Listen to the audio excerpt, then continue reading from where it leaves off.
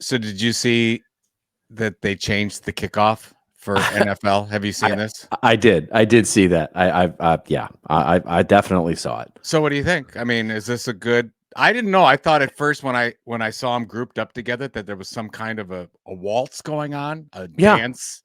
I think they're just going to sort. continually change that until the point where they're actually cuddling and spooning at the 50-yard line, and then they'll kick the ball off. The Macarena at There midfield. you go. The Macarena at midfield. That's the new kickoff. That's the new kickoff. Hey, I'm in. I'm sold. Just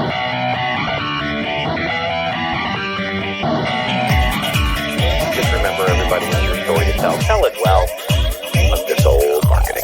And now, for your listening pleasure, here's Pulizzi and Rose, covering the week of media, marketing, and digital content news. This Old Marketing. Take it away, boys.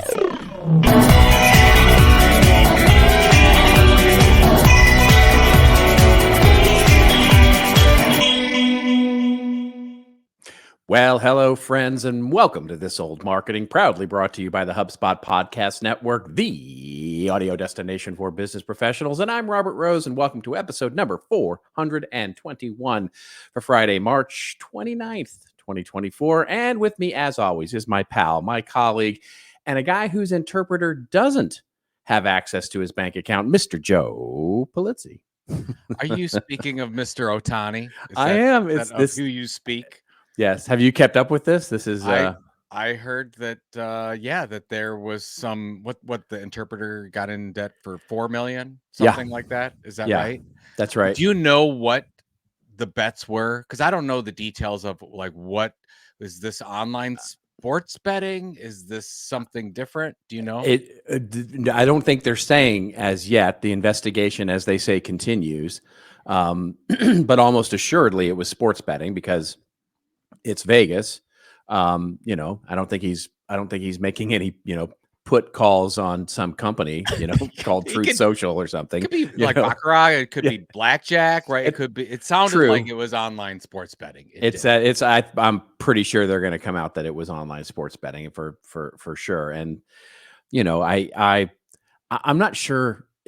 The fascinating thing to me was there's all these, conspiracy theories going around. And by the way, for those of you who don't know and don't follow American baseball, Shohei Ohtani, a pitcher, generational talent is exactly right. And for the Los Angeles Dodgers, he plays the baseball for, and he signed a deal with the Dodgers for, what was it? $700 right? $700 million, I think, or something crazy. It's an absurd number. I think it was in bullion, gold bullion. Exactly. It's in Bitcoin or something. And so he's a 10% owner of all the Bitcoin in the world. He is a very rich man at this point. But in any event, he doesn't speak any English. And so he has an interpreter that sort of follows him around everywhere in press conferences and basically everywhere and dugout. He's just, and the thing that and he's been accused, of course, of betting on sports and stealing money from Ohtani out of his bank account to actually make up some of his gambling losses. And so it's quite the controversy, as the English might say. And so he, interestingly enough, the fascinating thing to me is the sort of soap opera behind the scenes, because now they're showing like that Ohtani knew during one of the games, and they show him speaking with his interpreter and slapping him on the back and saying hi, and it's all smiles, but he knew. Sort of like, did he know and was sort of pretending to be nice, or does he in on it, or does he know?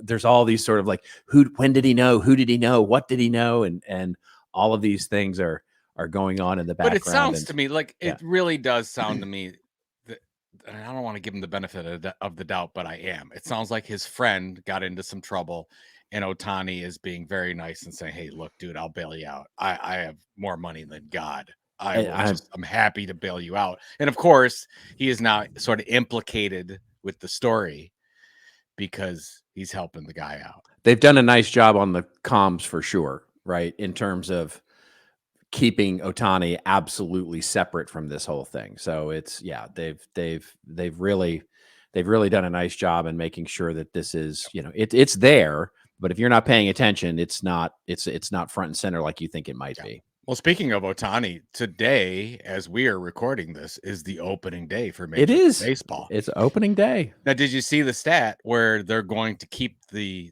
play clock going, the pitch clock, where you have to pitch after, It's a only great 15 rule. seconds? It saved 22 minutes a game or something like that in time on average because of, in most cases, this clock. It's a fantastic rule. Now, the other new rule about blocking the bag, blocking the base. Yes. Not as much. Not so much. That is just it's so silly. That rule is just not. Is it as silly as the NFL kickoff? No, silly, though? It is not as silly as the NFL kickoff. They should just get rid of the kickoff. They should. Just get rid of it. The problem is that you have to keep the onside kick in or something like it because you want that what that scenario is if somebody's far behind so they can sort of catch up. It never happens, but some cases you have the opportunity. Well, they were actually looking at changing that too, right? They were looking at changing the onside kick to where it was something like they would line up a little differently, a little further back, but that the team would have to declare it. In other words, have to, almost like a 2-point conversion, like you have to declare. That's right. And so you can't surprise people with it. I declare a 2-point conversion. But you have to say it like that. And if the umpire's not convinced that you tried, you just got to I do declare. Regular kickoff. I do declare. Anyways, what else is going on before did you see rip apart the show? There is a really interesting thing we should talk about before we get to what we're going to talk about on the show, which is, did you see that there's some stat that I think it was eMarketer or something that basically said about content creators and how they make their money? I have that. You want me to see if I can? Put it up so that we can actually see it. Let's put it on the board. And there it is. There it is. That. Hey, look at how we had this just ready to go. Right. You want to describe? Well, I'll describe it real quickly. Yeah, you do. Yeah. So basically, it's a stat from eMarketer. It says how creators make money, and eMarketer projects $13 billion on social media this year, up 17% from 2023. But here's the issue that I have, and I want to get your take on it. Yeah. So they said, okay, the where creators are making the most money: number 1, sponsored content; number 2, payouts from the platform, which that's fine. Yep, 3, affiliate content; 4, merchandising, subscriptions, tipping or gifting, and then whatever other is. Here's what I'm now. It's your OnlyFans revenue model. Wouldn't that would be that would be tipping or gifting, wouldn't it? Oh, maybe. I think that would be under the tipping. But so here's my problem. My inner 17-year-old has a joke right there, but I'm just not even going near it. But yes. So here's specifically for you, because you're a content creator that's also a consultant. You've got the whole fractional CMO thing going on. That would be considered coaching or consulting revenues. That's right. Which we found with Tilt research that the number one way that most creators that we're talking to, that we're surveying, they generate revenues through coaching or consulting, but yet they specifically note at the bottom of this that they excluded that. Yeah. What? Why? Why did they exclude it? Why did they exclude it? Tell me. Because I think this gets to something you've ranted on for forever, which is there is a real difference between content entrepreneurs and those that sort of want to be social media stars. Right. So this, I think, captures that social media influencer sort of, social media star idea. Right. Because that's what we're really talking about here, is how do I make my money off of basically distribution of me, right, across social media. And it's my thinking, and it's what I like, and it's what I love, and it's, me in front of a cool vacation spot that you'll never go to. And it's, it's not really what you call the content entrepreneur. I mean, I know subscriptions are in there, but that's the other sort books. I don't even see books here. That's another huge revenue source for creators. Right. Or access to education or those kinds of things. That's probably somewhere in subscription. No training. Well. Yeah, would training be under subscriptions? I don't know. So it doesn't take into account the full business, the content entrepreneur business. It only takes into account sort of the social media star. Which is, whatever. I Yet don't know. again, just another sign that there's so much that media doesn't understand how the content creator economy really works. They only see it based on the sheen of what happens at that very top layer of the Facebook, Meta, Instagram, thing. But YouTube it's not thing. it's not like it's a misunderstanding of the business model, because they purposely removed it. So Well, fair initially enough. they understand that there are other revenues coming in, but why then go out to the media and say this is what creator revenue looks like, instead of what it should be is you have a huge number for consulting, coaching, mentoring, then you have sponsorship advertising, then you have books, then you have training, and then you have all the other stuff. It's almost like I don't think they're talking to those people, though. That's the thing. I don't think they're. this was promoted in Information Week. Yeah. Is this?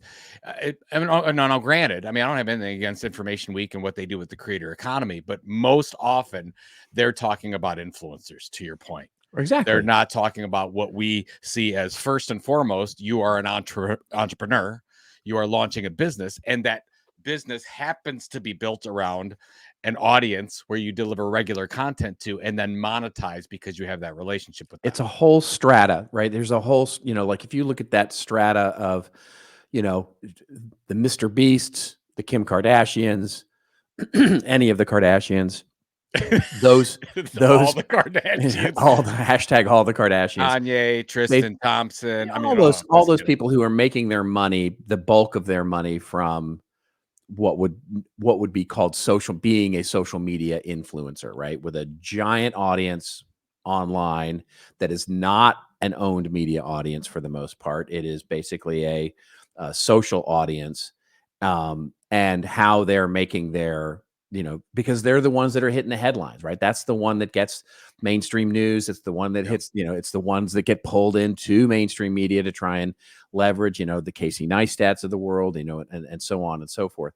All of those are the quote unquote influencers. And that's really what they're talking about here, is the influencer economy, not the creator economy. Yeah, you're right. I mean, that's one of the reasons why we've been pushing this idea of the content entrepreneur, because when somebody says, "Hey, what's a content creator?" I would say, "I don't know.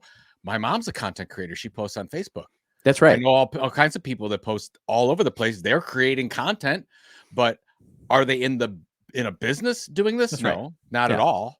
And then the influencers, it's almost, you're thinking more about the celebrity aspect of it and less about the actual, hey, I'm financially independent because this is how my business runs. It's exactly right. It's exactly right. I mean, you have, for example, just as a quick example of this, in that study that you just showed, I'm sure that somebody and I know you're not on TikTok, but one of the biggest sort of rising stars on TikTok right now is this, it's a woman who worked for a Chick-fil-A, and she made a really funny face during a video that she was making. She's a content creator and made a funny face during a social media sort of, just making content for fun on social media. That goes viral. And now she's a content creator, and now she's doing, she's got a whole channel, she's got a whole thing.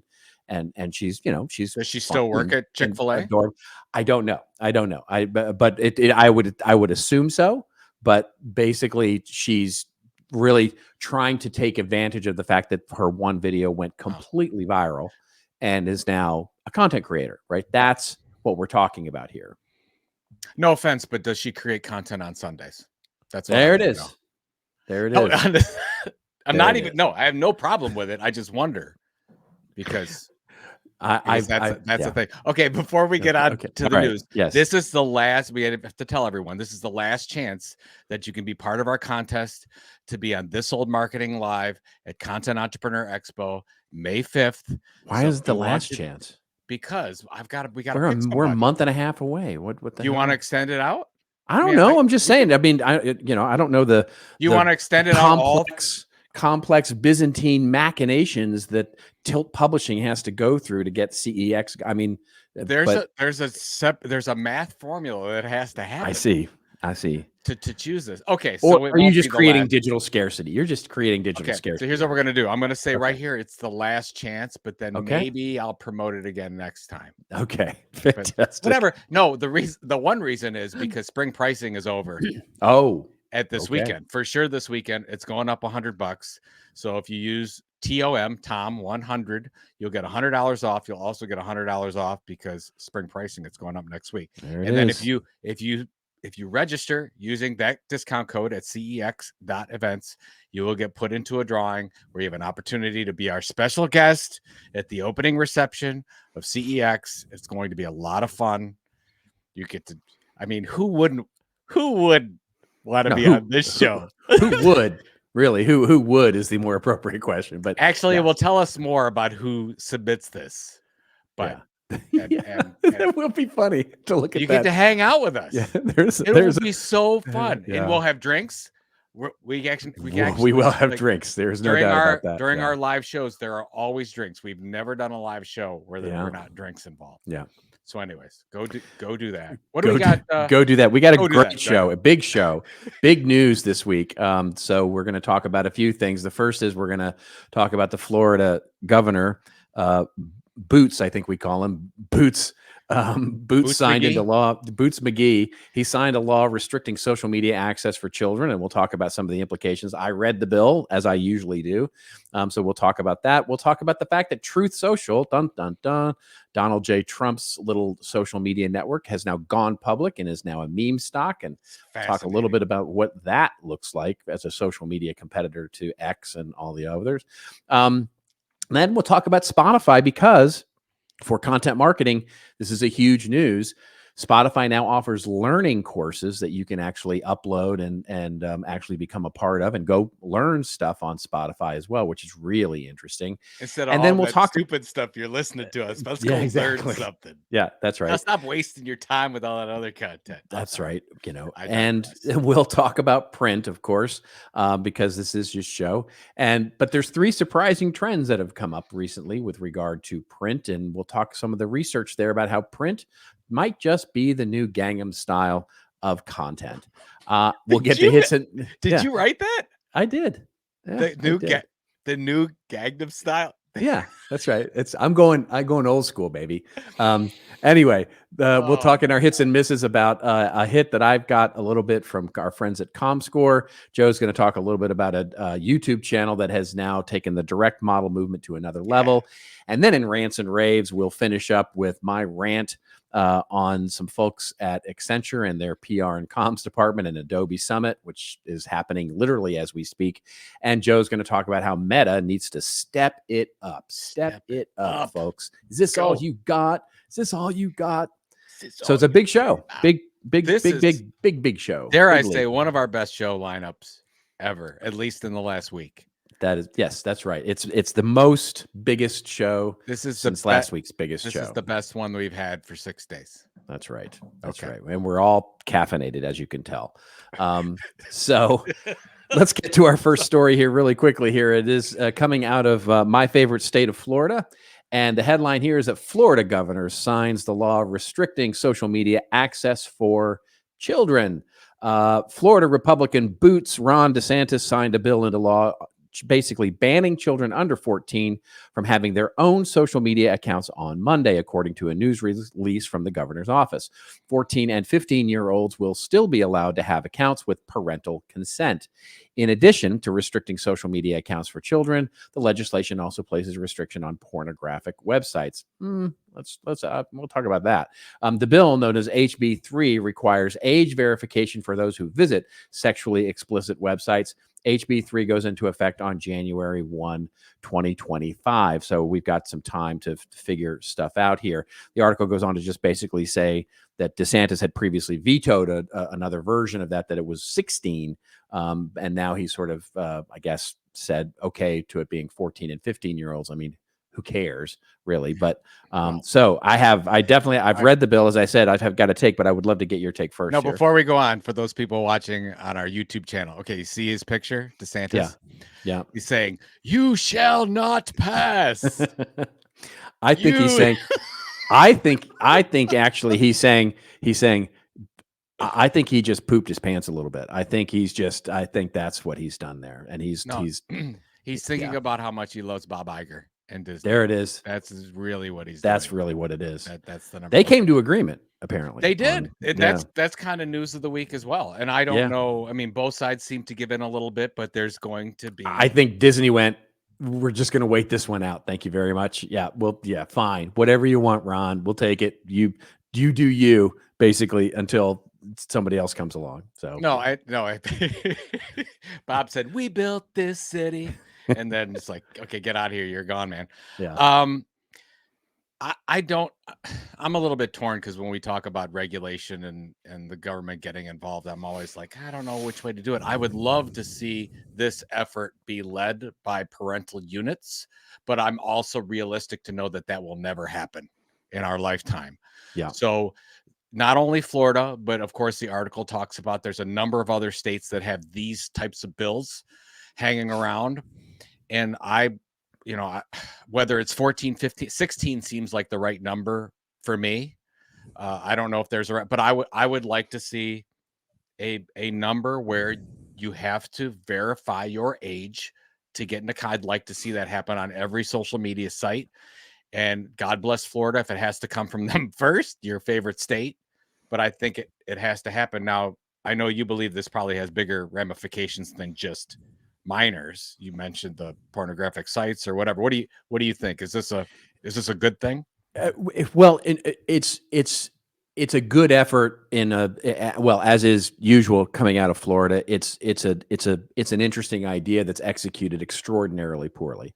You read it. Yeah. So what did it say? Well, it is as it mostly says, right? Which is basically what the bill says is that if you're under 14, you're not allowed to have one. And by the way, all the social media networks are now required to go delete any account that are clearly of someone under the age of 14. And if you're 14 or 15, then if you get your parents' consent, you can have an account. And by the way, it doesn't mean you can't look at social media. You can't look at all these things. It just means that you can't have an account to actually create stuff. It's basically having an account that actually enables you to do live video, upload pictures, upload text, comment, whatever it is. So I'm let's say you're a 12-year-old, you can get onto TikTok and see the feed, but you can't like anything, you can't create anything. That is correct. So it's really not. There's really not a ban in place. That's right. That's from a usage standpoint, from a consumption standpoint. I mean, you can argue, with X, for example, that, X, I think now doesn't allow you to see much unless you have an account. And so there's that sort of thing. And Facebook, same way. If you don't have an account on Facebook, you can't. You're just not going to do much on Facebook. You can't see very much. But TikTok, you can see a lot without an account. And so that is one aspect of it that I think is really just weird and odd. The other thing is that the second part of the bill that's not getting as much media coverage and it got one sentence here that basically says it places restrictions on pornographic websites. It doesn't actually say that. It actually basically says anything that anybody, and it literally almost says this word for word, anybody of any sort of any normal person would consider objectionable, has to have an age explicit warning on it. In other words, you have to basically put an age gate on anything that would be considered objectionable. That includes violence, it includes sex, it includes very hot political opinions. Just basically, so they anything. didn't know how to define it, so they just did not. Right, it's the typical with pornographic, right? They don't basically. I know it when I see it. That's right. Which coming from Florida is pretty rich, I have to say, right about now. So that is going to be problematic, I suspect, at some court level. But I come down when I look at the thing and I say this would all be solved if they would simply say that you have to verify who you are. Right. In other words, you have to be able to identify who you are as a person in order to have an account on social media. That should be the law, as we've talked about many times in the show, because that then gives, and you can say, basically, if you're under the age of X, that, you can then make a law for that, or you could basically say, listen, it's up to the parents, right? It's it's PG-13 or it's R or whatever. And you are going to have to make, because once you make the social media companies, all of them, basically verify you as a person, well, now all of the other sort of regulations about content could be put into place very simply, right? In other words, if I'm an underage person, I just don't see that the algorithm works, that I don't see content that is or that is objectionable for young people, Yep. or that the algorithm is very specifically built for those people versus adults versus all the things, right? And so I think that's the smarter way to do this. Doing this, to your point, doesn't really make a difference. It doesn't really change things. You're right, but there's I think other than forcing a lot of people a lot of young people who are on it to get booted off. Yeah. And where does that onus? In the bill, it basically says the onus is on the social media. So they're all going to have to go, well, you look like you're under 14. You're getting canceled unless you can prove that you're not, right? Well, I think that this is a stepping stone to where we're going, and in the next couple of years, it'll be full verification to be on any social media platform. And I've already had, I mean, just from what I'm doing, I use Clear to get linked up with LinkedIn. I don't That's think right. you did that. Did you do that? Yeah, I did do that. So I use Clear. So they have my ID, they have my biometrics with LinkedIn. I am that person. I'm also verified on Meta. Yep, so I have same that. here. So that's Facebook and Instagram. I pulled off of everything with X and Twitter. So I'm not in Yeah, but I'm out but on for the Twitter, most part, I think people like us are getting there, not maybe for the average user, but we're going that direction. That's the way it needs to be.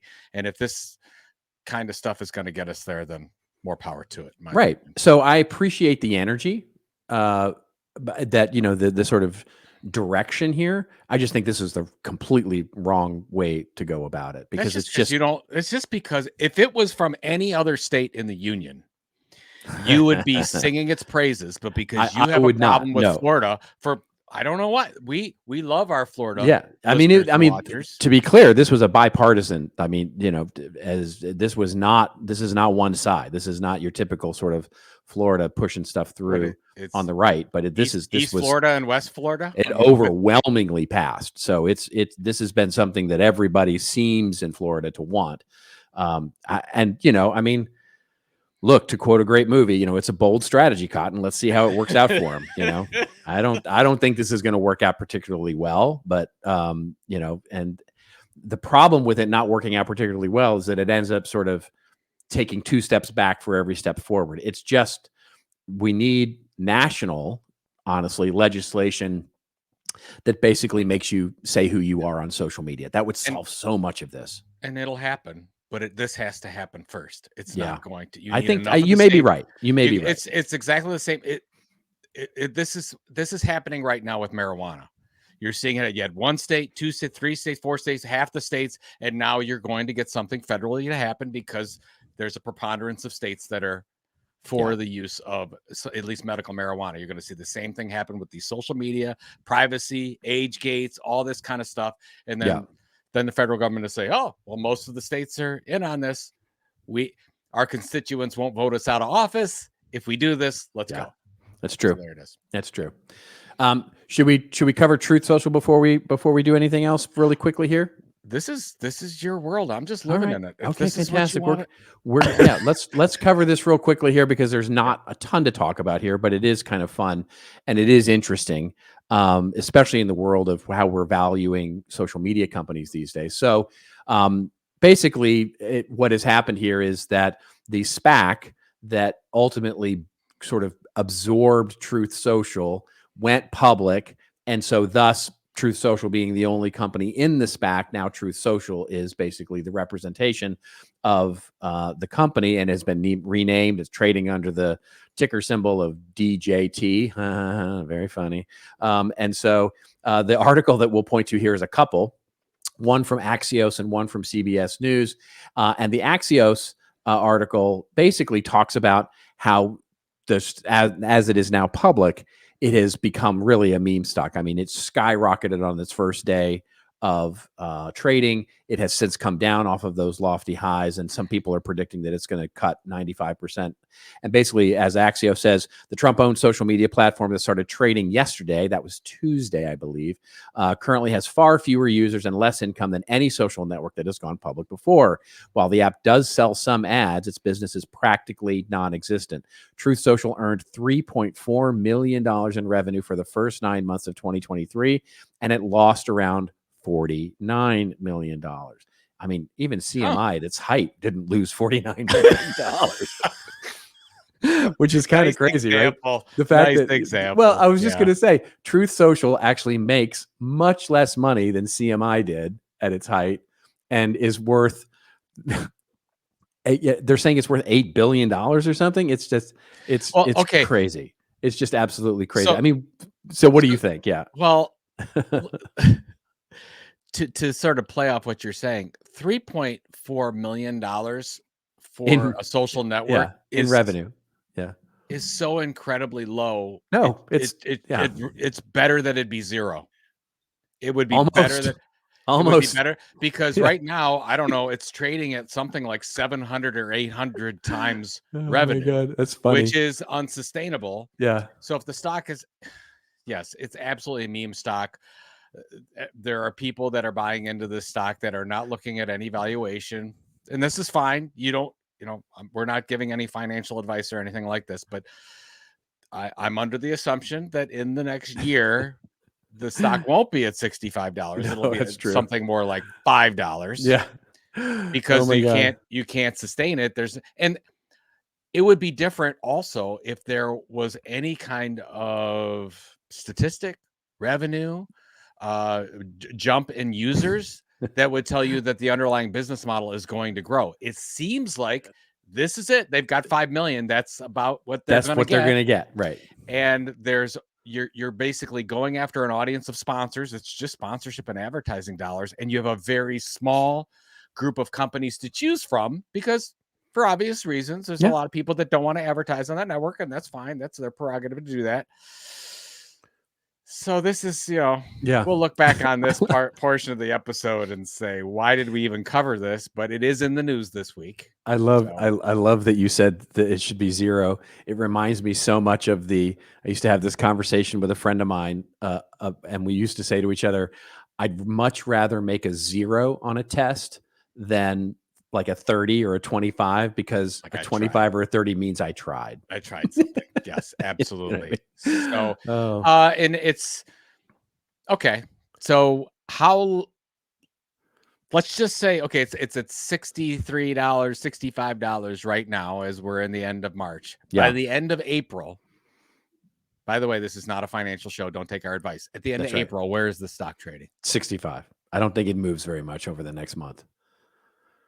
I don't think it moves much until the election, to be honest. I think it'll stay pretty. I mean, it'll bounce up and down because it's a meme stock, and so people will be memeing it up and down. But I think as an average, it'll probably stay around the same until after the election, and then once the election is done, I think I mean, if things go the way I hope they go, I think the stock takes a huge dive at that. All right, so give me a little leeway. I'm going to give you 2 answers to this. It's either going to be over 100 or less than 20. Okay. There's no in between on this one. That's right. It's got to be one or the other. I mean, if you pick a day, you could be exactly right. But I think if you look at the average over the next 4 to 6 weeks, it's going to stay around where it is. Yeah. Not much. It's going to bounce. It's going to be extraordinarily volatile. Let's put it that way. But it really only get into that nonsense if you want to walk into a casino and throw a bunch of money on double zeros. So otherwise, I really wouldn't get into that nonsense. It isn't impressive that Donald Trump's worth is over $6 or $7 billion because of this. Yeah, but he can't do anything with it. I mean, he can't do anything with that valuation. Well, you can't. Once it goes public, I don't think you can sell shares for 6 months. Correct, and nor can he borrow against it, is my understanding either. He can't borrow against it. So, well, we'll see. These are the days. These are the days of his lives. Yes, exactly. Speaking of money and seeing our stock rise, we should probably get some revenue in for us and pay some bills. There we go. You ever wonder what unicorns eat for breakfast? All right, I don't actually know the answer to that, but what I do know is that 20% of all unicorn startups, they're using HubSpot, and for good reason. HubSpot's all-in-one platform levels up your sales, software, and support. Plus, they have a huge collection of resources to help startups scale, and with HubSpot for Startups program, you can save big off your first year. To see if you're eligible to save on HubSpot, visit HubSpot.com/startups.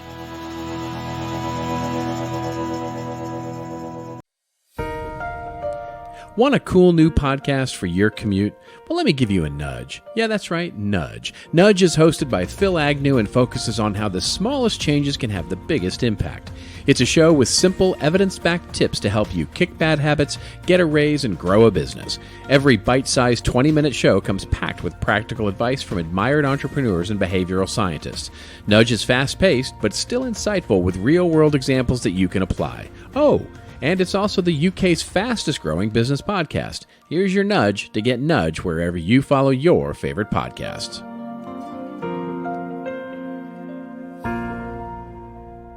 Are you familiar with a company called Notch? They help enterprise marketers drive business results with their content. Now, Notch is excited to invite you to their upcoming conference, Content Connect, a conference for enterprise marketing leaders using content to drive business results. You can join speakers from JPMC, Square, and Marriott, as well as your fellow content, digital, and analytics leaders for a day of keynote sessions, interactive workshops, and unparalleled networking opportunities. If you are interested in attending this free, did I say that right? Free event, please visit notch.com/content connect. We'll put this in the show notes. Notch.com/content connect. That's KNOTCH.com/content connect. Be there.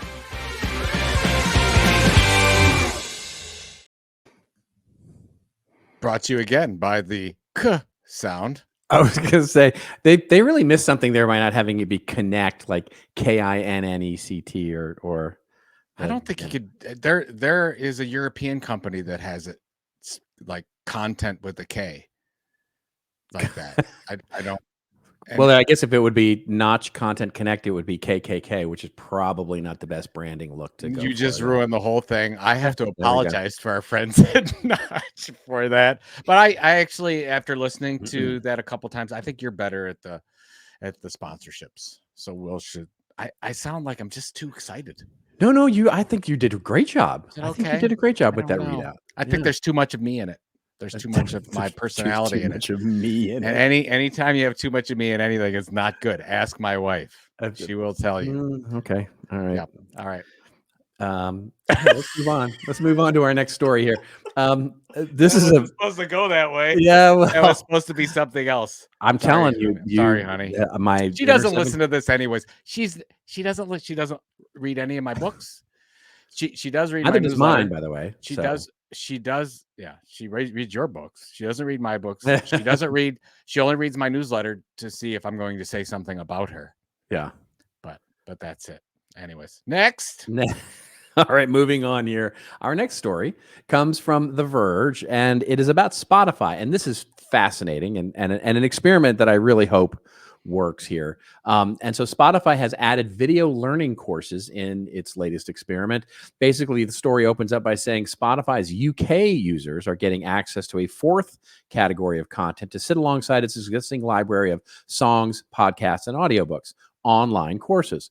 The company is today launching a new experiment that will see video-based lessons from BBC Maestro, Skillshare, Thinkific, and Play Virtuoso made available via Spotify's apps on mobile and desktop. The experiment is running in just the UK, where there are currently no guarantees that it'll get a wider, more permanent launch. Online courses, particularly video-based ones, might feel like an odd fit for a service best known as a source of music and other audio content. But product director Mohit Jitani tells me that people are already coming to Spotify for education thanks to some podcasts, so it makes sense to experiment with offering more educational content.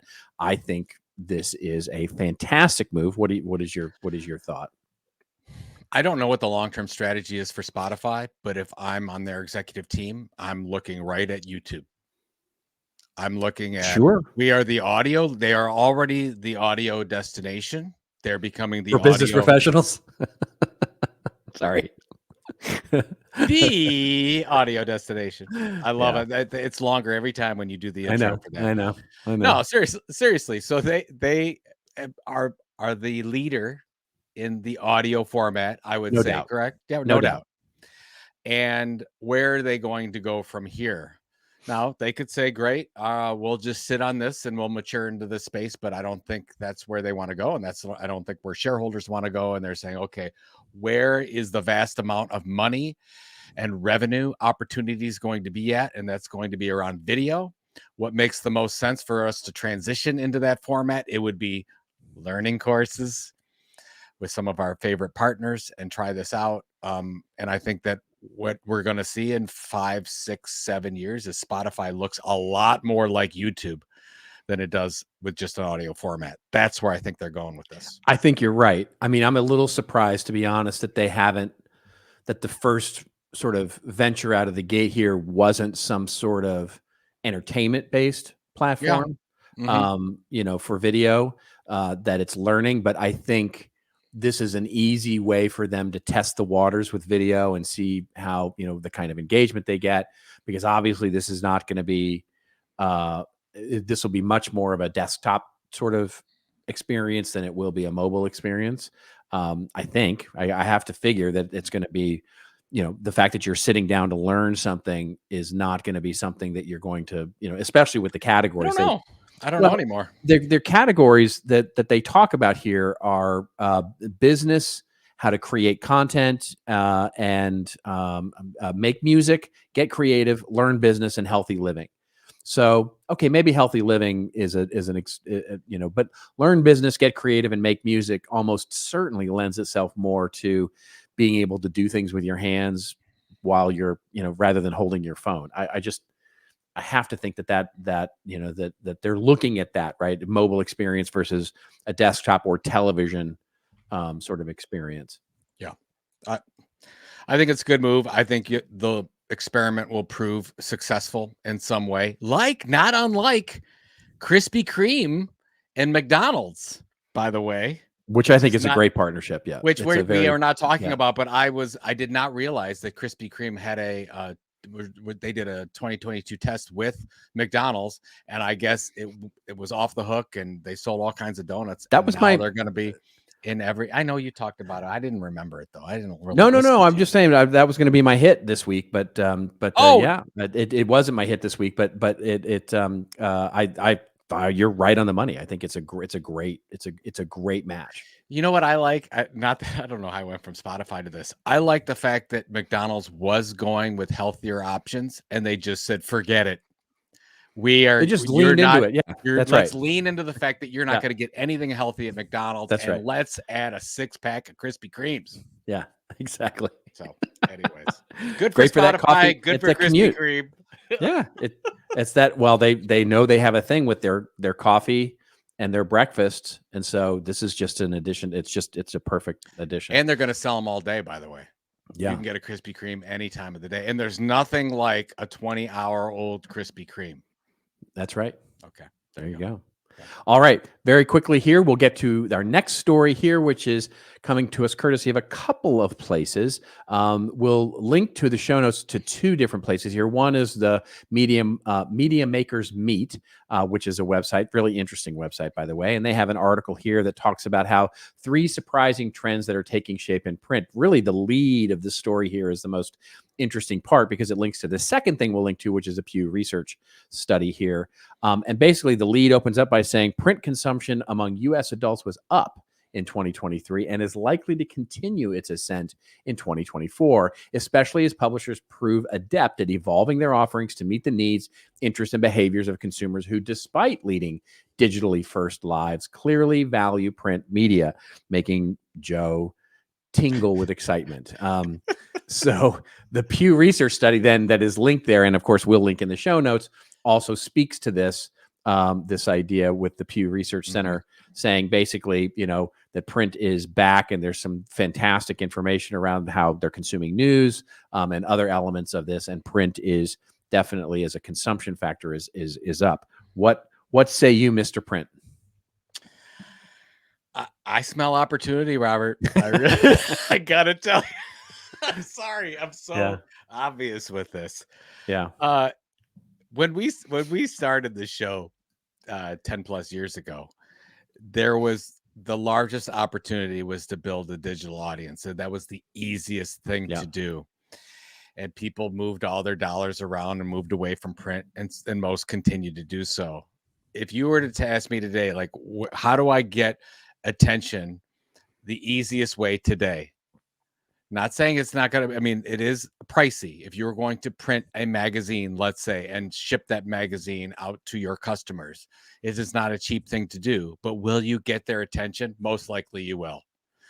So and you work with probably the biggest opportunities for enterprise businesses that have loyal customer bases that they want to see increase the yield of that business. They want to keep them more loyal. They want to know, like, and trust that brand, whatever the case is. Print is maybe the best vehicle in the world for that.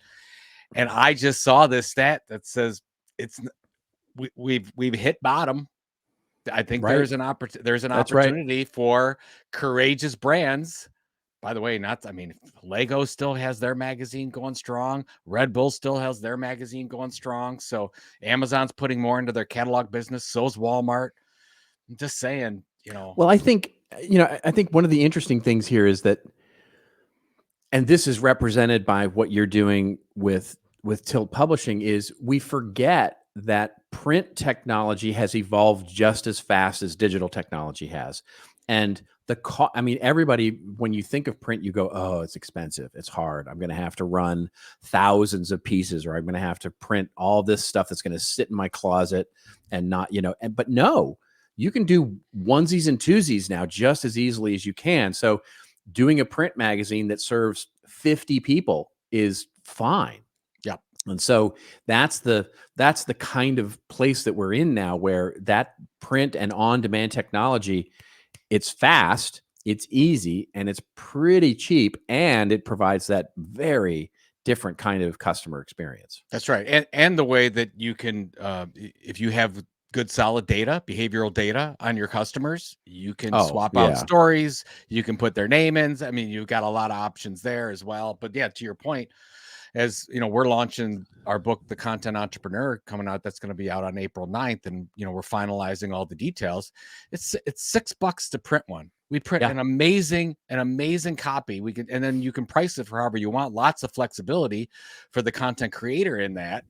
And we've been able to do it so that at least in the 48 states, we're able to get free shipping because our margins are so much better than they would be normally. So yeah, to your point, lots of opportunity there. I'd love to see maybe one of these big brands that you work with or something where they're really saying, no, we're going to double down on a quarterly magazine project to this group of people, and we're going to commit to 2 to 3 years.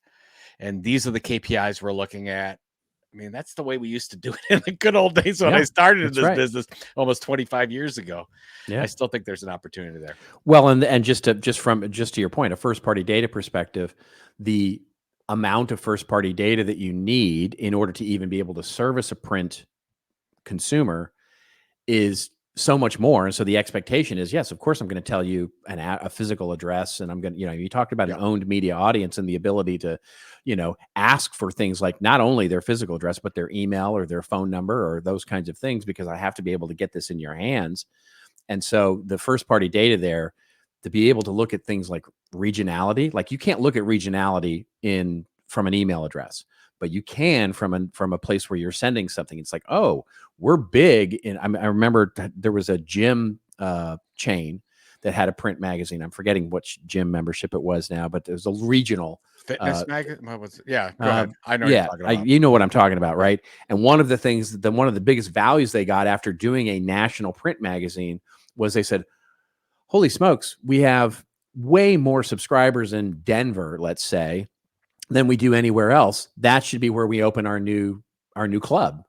And so they started getting true valuable insight from the first party data from the subscribers who were basically asking for it. Mm-hmm. Yeah. I mean, I think back to one of my first customers, Alter Engineering, which is like a multi-billion-dollar company now, but at the time they're really small.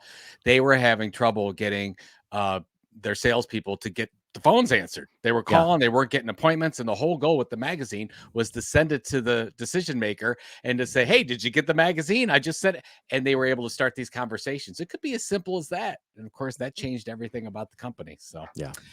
I digress. Fantastic stuff. Fantastic stuff. All right. Now moving on to our hits and misses, where Joe and I pick a hit or a huge miss, swing and a miss as the opening day, on something in marketing where we can learn a little something from their success or their fail.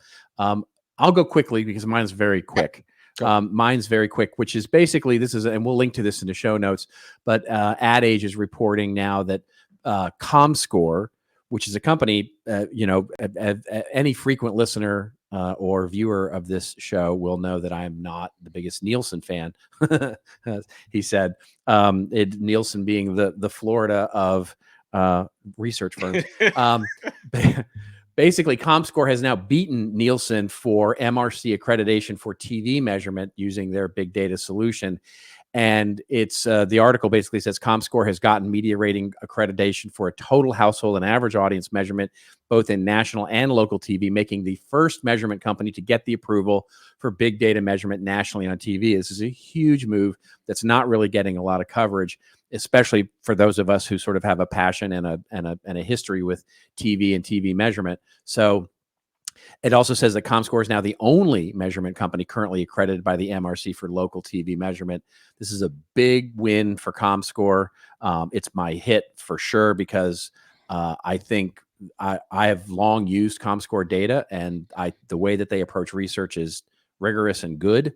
And so, we can have debates about TV measurement generally and how it happens, but this is a big win for them, and so it's my hit for the week. Yeah, if you had another dog, would you name the dog Nielsen? The answer would be no. No, because I like dogs. I mean, come on.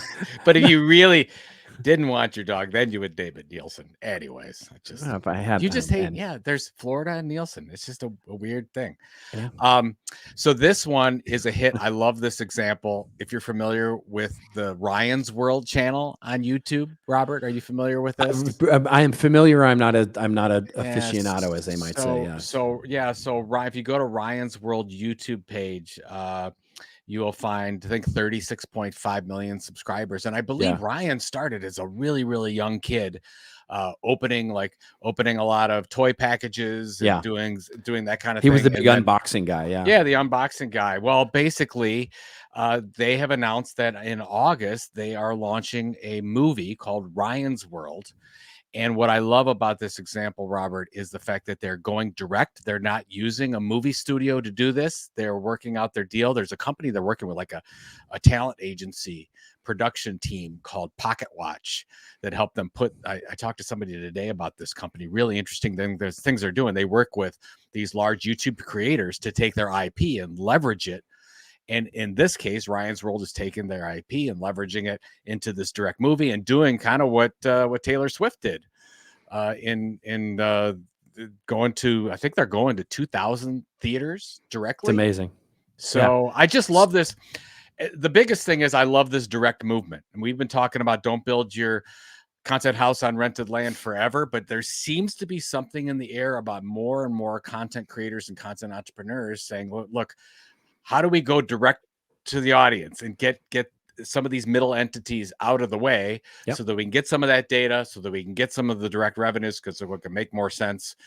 And good luck. We'll see how it goes. But the deal that they already have for 2,000 theaters is pretty impressive. That's a big, that's not like a 4,000 or 5,000 theater launch like a Oppenheimer or a Barbie would be, but 2,000 is pretty good. It's a real release. It's for sure a real release. And the interesting thing there is, and it gets back to where we talked about with print technology, we often forget that how much of every other vertical of technology has been evolved in the last 15 years, including the ability to, it used to be that you had to go through a studio because studios were the only ones who could distribute at any kind of scale. They had the relationships and the technological relationships with the local theaters to actually get the cans of film into the theater. And so there was this sort of weird monopolistic relationship that they had there that just doesn't exist anymore. And so they can now go direct because it's easy to do digitally, because most theaters now have digital projection. They can actually do, I mean, they don't even have to visit the place. They can literally do it online and make a download available. And you can go direct to these and make the deals yourself through email and through Zoom meetings and all of that. And basically, it's all been disintermediated. The supply chain for getting content into local theaters is just completely democratized now. And so anybody can do this now. It's just a question of, can you actually have the skill set to go out and make, what this pocket watch company seems to be able to do? It's a fascinating trend. It almost seems similar when you and we talked about it a couple of times on this show, when you and I had the conversation in Singapore with the CMO of a very large CPG company. And we talked about the idea of, well, what if you bought these little media companies instead of organically starting all of them? And you almost thought this guy's head was going to fall off, because it's like, you'd never heard. It's like, I can actually buy a media site. I can buy a newsletter list. I can buy a podcast. Like, yeah, you can absolutely do it. It's the thinking. And that's what I think is starting to change. And that's why I'm so excited, where it's not just always, oh, I have to go to Amazon for this, or I have to go to Spotify for this. You actually give it some thought and say, if I went directly to my own fans and subscribers, what does that business model look like? And that's all we want, is just to ask the question strategically. That's all we're going for. Yeah. It's a business strategy, not just a marketing tactic. There you go. There you go. All right. Let's get to our rants and raves here really quickly here before we wrap up this show. And our rants, this is where Joe and I go off on a little bit of a rant or a little bit of a rave that makes us feel like either we're Shohei Ohtani or we're his interpreter. Both feeling probably on the opposite sides of the spectrum right about now.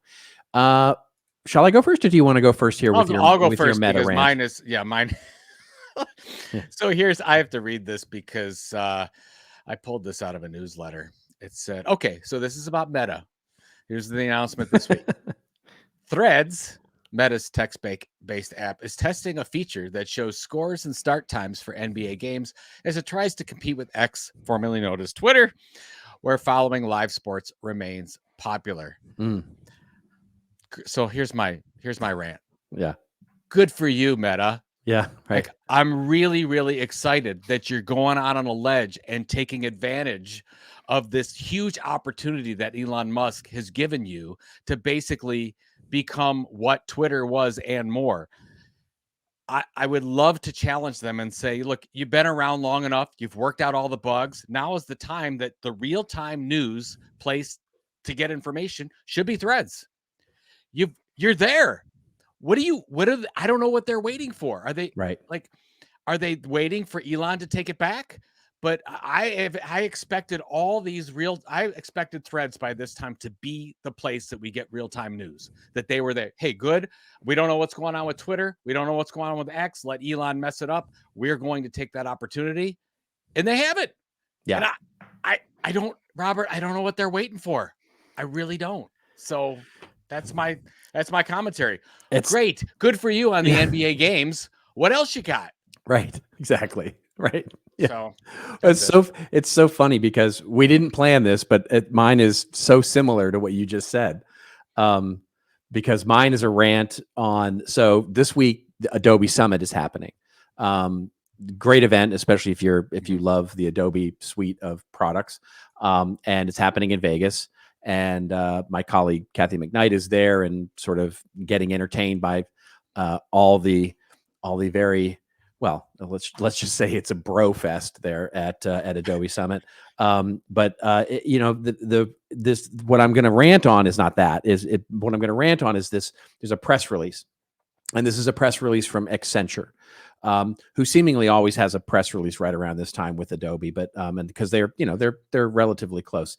But here's what the press release says, and we'll link this in the show notes. Just it's like the bill with Ron DeSantis. This is like not your most entertaining read, but maybe you'll find it entertaining after this. Basically, the headline is that Accenture and Adobe are going to co-develop industry-specific generative AI solutions to accelerate marketing transformation. I don't know if you can put more buzzwords into a headline than that, but they did. They put a lot in there.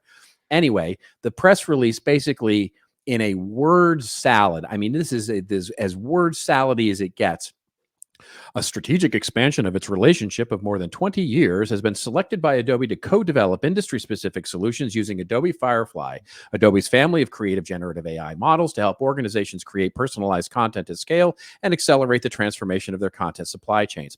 Blah, blah, blah, blah, blah, blah, blah. Basically, what this press release says is, and this just astounds me, that what this press release says is, hey, we're going to use Firefly to do some cool stuff that we're not doing yet, but we promise it's coming. It's going to be the most amazing, cool stuff that you've ever seen. And it's going to be really awesome. And if you'll just come to us and buy some stuff, we'll actually make the stuff. And if you can make the stuff, we're going to do it with Adobe and the stuff will be really awesome. That's what it says in 500 words. And it's just so ridiculous, because if they're not Accenture, this is laughable, right? Like if I came out with a press release tomorrow and I said, hey, by the way, Joe, we've got a new partnership with Adobe Firefly, and Adobe Firefly is going to enable us to do some cool, innovative AI stuff and make pictures. It's going to really be awesome. And you should hire me because I'll be able to do AI stuff with Firefly that nobody else can do because we're good at it. It would be so silly that I would even say something like that. But because Accenture says it, and because they say it in 150 words that basically are all buzzwords, everybody goes, ooh, jazz hands. That's fantastic. I think it was 750 words, actually. It's a very long release. It's a very long press release, right? And it's got some yeah, silly images in it. And it's like, ooh, we know how to use Midjourney. We're awesome. Yay. So, I mean, anyway, it grinds my gears when I see this kind of stuff, because people they get a lot of mileage out of this, and it's basically only because it's Accenture. And Adobe, I'm sure, is like, yeah, fine. You want to do a release that basically says you're going to use one of our products to do some cool shit? Go for it. We don't care. And so they do that. They make a big announcement. They sponsor Adobe Summit, so they're going to pay money to Adobe anyway. So anyway, do you have to mention that Accenture is not a client of yours currently? Do you need to do that? I don't need to mention that Accenture I didn't know. I wanted this to be on the record. They have not, nor have they ever been a client of mine. No, and probably never will be at this point. But yes, I didn't know. I mean, it's tough love, man. It's just, I mean, I like Accenture, and I certainly like all the moves they've made. And Droga is a great agency. Droga, by the way, is the agency that was acquired by Accenture that is part of this, and the one who is actually doing this. And Droga is an amazingly creative agency. Just this is the most word salady bullshit press release that I've seen in some time. So I'm reading right from it. Says CEO Nielsen, Florida says. Yeah. Sorry. Yeah. There you go. Nielsen, Florida. That should be my doppelganger. Nielsen, Florida. Orlando, Florida. There it is. Says Mr. Robert Rose. There it is. Yeah. There it is. Anyways. All right. So what else is going on? What do you got going on this week? Well, next week you and I are out of town. So we're going to be doing a special episode. So I'm going off to Chicago, where I'm going to speak at the Digital Summit. And hopefully, if any of you are in Chicago or going to Digital Summit, you'll basically make sure to say hey. You are speaking at Digital Summit? I am speaking. Yes, I'm speaking at Digital Summit. I'm speaking on a shock of all shocks, AI, and how it integrates into marketing and content operations. And basically, I'm at the point now where, with AI and generative AI, especially, I'm just basically saying, let's just look at it for what it is. I mean, and it's not some magical black box. It's basically just it's a thing that we can use. And so let's use it the right way. So I'm pulling back, hopefully, the covers and just demystifying a lot of it, because it seems like there's so much noise out there. Let's just make it practical. Let's look at it pragmatically. I would like to see that. I would like to see you just stop talking about all the stuff that everyone else is talking about. Yeah, you're going to be real. Yeah. That's how they're going to start. I'm going to lay it down for you. Like Nielsen, Florida would. Right. I'm going to do my easy layup here. Yeah. All right. Well, that's probably enough. And you? Yeah, we're going on a little trip. I'll discuss. Right. I don't like to talk about like exactly where I'm going yet, but I will afterwards. I'll fill you in on exactly what we're going to do. All right. I don't know why I do that. I just gonna, but yeah, we're going on a little vacation with some friends and taking a little spring break, and I'm gonna come back very refreshed. And then I'm going to be back 2 days, and then we're launching our book, our group book, The Content Entrepreneur, which I'll talk about. Dig it. Yeah. I knew that you could. So I'm looking forward to it. Yeah, it'll be fun. Fantastic. All right. Well, we will be with you next week with a special episode of This Old Marketing. So stay tuned for that. It's going to be a really good one. I think you're really going to dig this one because it's something that Joe and I have been wanting to do for a while. So it's a special episode for that. And until we see you next week, and we will see you next week, just remember, everybody, it's your story to tell. Tell it well. We'll see you next week on This Old Marketing. Hey, thanks a lot for making it this far in this week's episode, and thank you all for being a part of This Old Marketing. You can check out all the show notes of what we talked about today at thisoldmarketing.com, and it's also where you can leave us a review or a voicemail. We need those reviews and comments on whichever platform you follow us on. And if you haven't followed the podcast, please go do that and make sure you catch the latest and greatest episodes every Friday morning. We're on Apple and Spotify and all your other favorite podcatchers, of course, but we'd love it if you went over and subscribe to us on YouTube. That's right, YouTube. youtube.com/@thisoldmarketing. We'll see you again next week, folks, with another episode of This Old Marketing.